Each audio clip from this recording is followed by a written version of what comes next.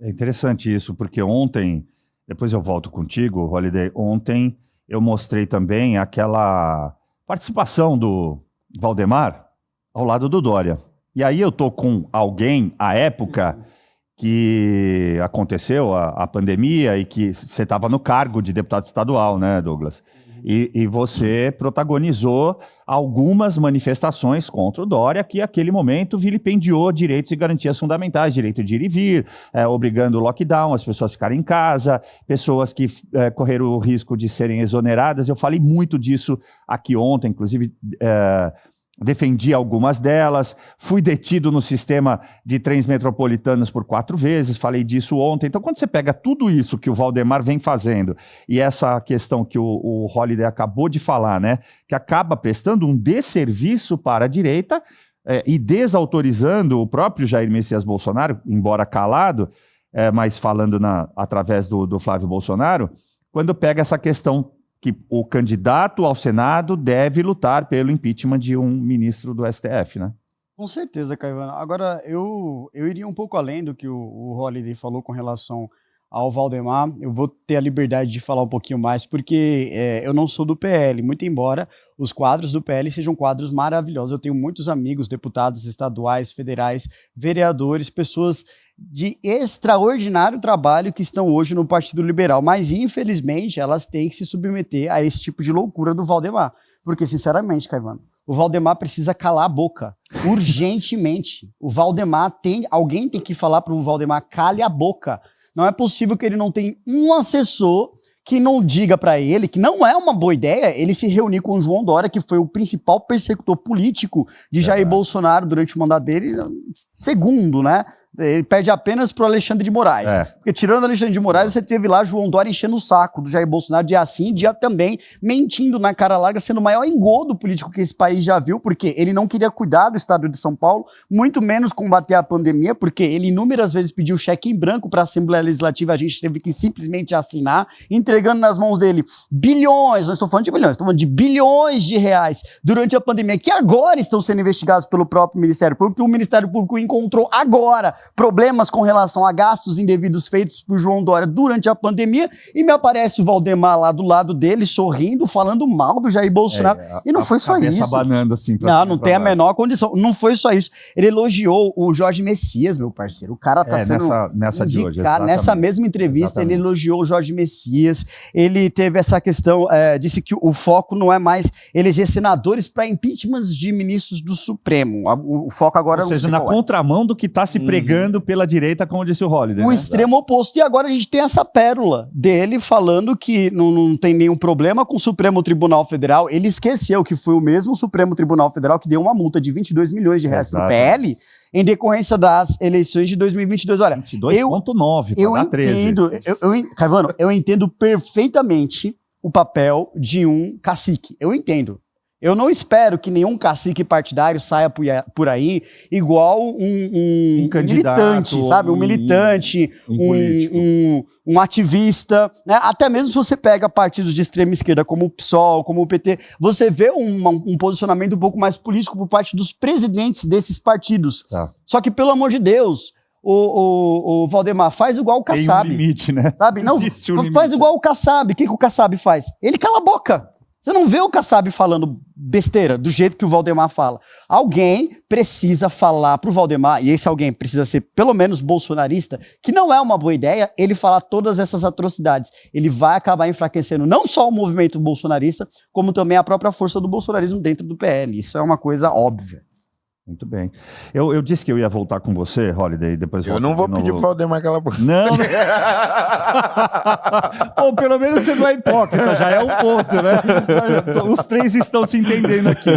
Não, mas nessa questão, porque eu comecei ontem com essa coisa de voltar à pandemia, de relembrar a nossa audiência da pandemia, porque foi ali que, como eu disse segundos atrás, que todo esse vilipêndio, né, essa violação de direitos e garantias fundamentais, constitucionais, começaram.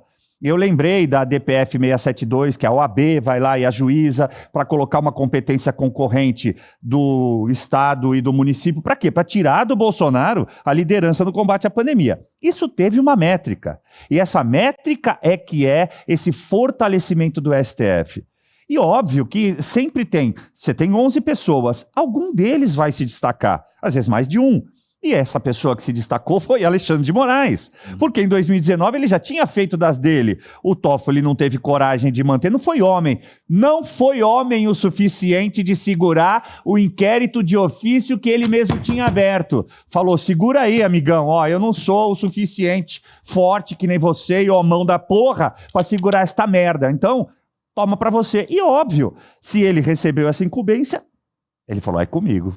Essa bola tá comigo agora. Se passar isso aqui, vai passar qualquer coisa que eu fizer. E durante a pandemia estava todo mundo calado. Então me parece, voltando nesse ponto, me parece não só um equívoco, né, do Valdemar, mas parece, como você muito bem colocou, que ele não enxerga a realidade do jeito que ela é. Até porque ontem eu falei que erro é você ter um juízo equivocado em relação à realidade dos fatos. E parece justamente que isso se encontra com o Valdemar da Costa Neto. É ele que não vê os fatos como eles são. Exatamente.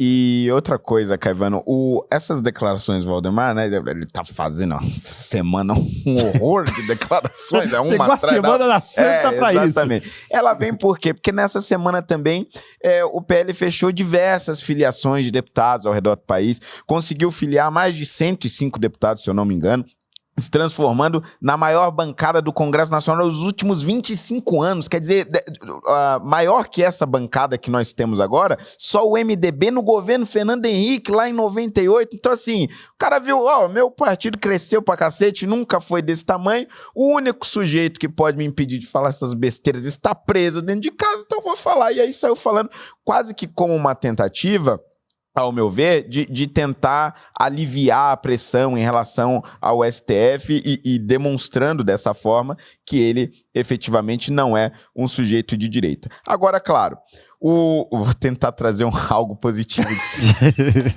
Dificuldade. Se ele tá avisando, Douglas, tá com bastante dificuldade, mas não vou te atrapalhar. Eu acho que um ponto positivo é que, apesar dessas declarações absurdas, o PL até agora tem mantido a completa liberdade dos seus parlamentares de direita, né? Quer dizer, nenhum parlamentar foi punido ou foi de alguma forma prejudicado por ser um defensor do impeachment de Moraes ou por criticar o Supremo abertamente. Quer dizer, o Valdemar deixa claro que é uma opinião dele, mas o partido institucionalmente não tem agido. Então, enquanto nós pudermos usar este espaço do PL para travar as nossas lutas, é positivo. Agora, claro, o ideal é que tenhamos a nossa própria casa. E eu só queria abrir um parênteses aqui em relação a essa questão da pandemia, porque é interessante essa tentativa do Dória de continuar politizando essa história, quando a própria medicina já superou isso. Quer dizer, diversos estudos lançados nos últimos anos demonstraram os riscos que aquelas vacinas daquela época realmente tinham. Algumas já foram tiradas de linha, como a Janssen, a AstraZeneca. Jovens de 18 anos, sem nenhum histórico de hipertensão, de colesterolemia, de diabetes, sem histórico familiar de comorbidades, sofreram infarto, Perfeito. Tiveram miocardite, Excelente, sem nenhuma predisposição genética para isso, e a única explicação eram as vacinas. Então, havia sim equívocos, não era completamente seguro, como estavam dizendo à época, e só foram admitir anos mais tarde. Interessante para a gente fechar esse assunto contigo, Douglas, é que essa constatação, obviamente, ela não é automática, né? A opinião pública vai ter que se acostumar com ela agora, da mesma forma que se acostumou com o STF mandando sobre a medicina, sobre a saúde do povo brasileiro naquele momento.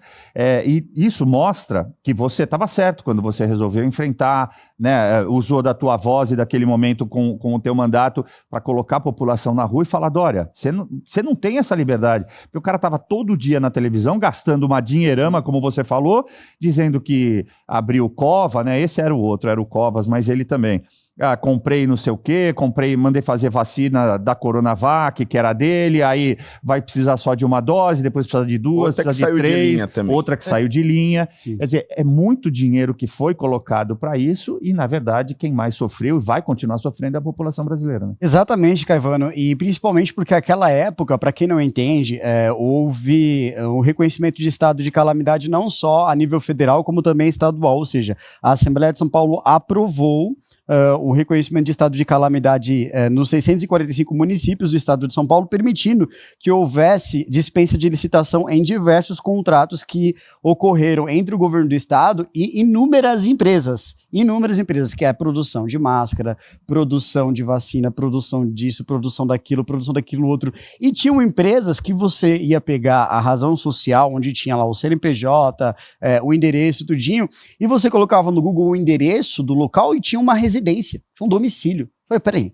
mas isso aqui foi firmado um contrato de milhões de reais com o governo do estado de São Paulo para aparecer uma casa de XYZ que não tem a menor estrutura para ser uma empresa, representante de um tipo de contrato desse tamanho firmado entre o governo Dória, né, e o estado de São Paulo para a produção de máscara, por exemplo. Né? Então tinha uma pancada de coisas que o governador ele fez durante essa época e que estão vindo à tona agora, que o Ministério Público não arquivou. Tá travado, obviamente, né? Porque o João Dória ele sempre teve muita força no estado de São Paulo, por intermédio de pessoas que estão próximas a ele. Mas, voltando ao fulcro dessa questão, é uma vergonha que o Valdemar faça um vídeo sorrindo, principalmente enquanto o João Dória fala mal do presidente Jair Bolsonaro, porque, sinceramente, o Valdemar, Caivano, só para poder encerrar esse assunto de vez, ele não é torcida. Ele está trabalhando enquanto protagonista. Perfeito. Dentro do campo político, ele é um protagonista.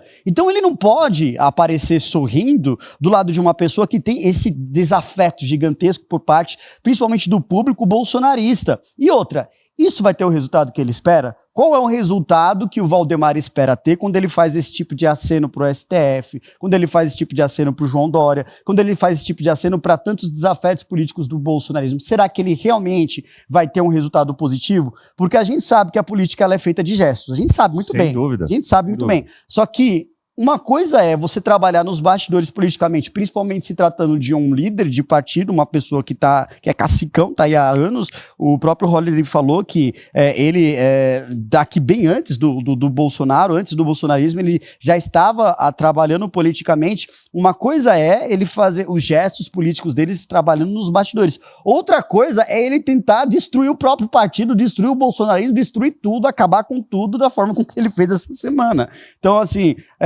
são coisas que ele precisa realmente colocar na balança e ver, tá valendo a pena? Eu sugeriria o boy de Mogi pensar um pouco antes de falar.